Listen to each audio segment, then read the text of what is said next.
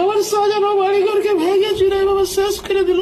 ঘরের সামনে দিলে টিন গালা আকাম করেছে, কারখানা জিনিস আকাম করেছে, ভালো ভালো জিনিসকে। আল্লাহ সবাই যদি টাকার বিচার আমি পাবো দেখতে। যারা ছিল বিএনপি ছিল, আমার আব্বাও বিএনপি করে, আমার আব্বা প্রকাশ্যে বিএনপি করে।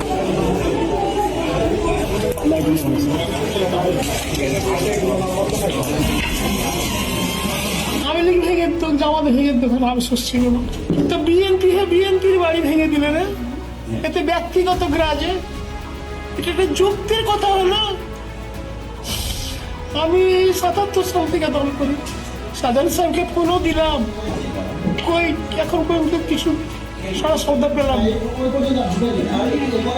এখন ওরা মুহূর্তে কিছু বলা নিয়ে দেয় বাবা। আসল কথা আমি পারছি না নিজকে সামনে। কেন যে ঘটলো এটা কি কথা হলো?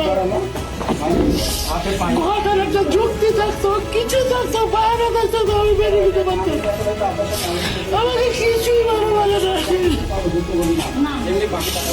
আল্লাহ সাহেব যদি টাকার বিচার আমি পাবো দেখতে। কি বলবো বাবা, আর কি করবো? এটা একটা যুক্তি হলো।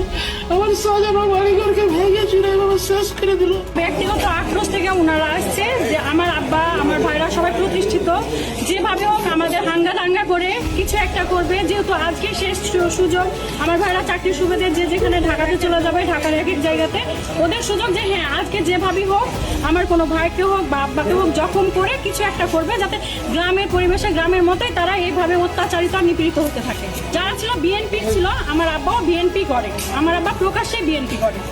আর যারা ছিল তারাও কিন্তু বিএনপি, তাদের একটা ব্যক্তিগত আক্রোশ যে আমরা বিএনপি করছি, আমরা আমাদের মতো মার খাচ্ছি, ঘুরে বেড়াচ্ছি, তারা কেন প্রতিষ্ঠিত হবে বাইরে থাকবে। সেই ইটখানে আমার ভাইয়া ফেলে দিলে, আর আমরা ভেঙে দিলে আমরা কি মারছি।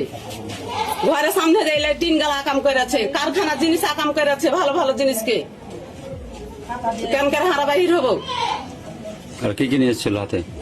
ওরা কাঁটা ছিল, ইট ছিল, লাঠি ছিল, তোমার বড় বড় কাঁটা ছিল।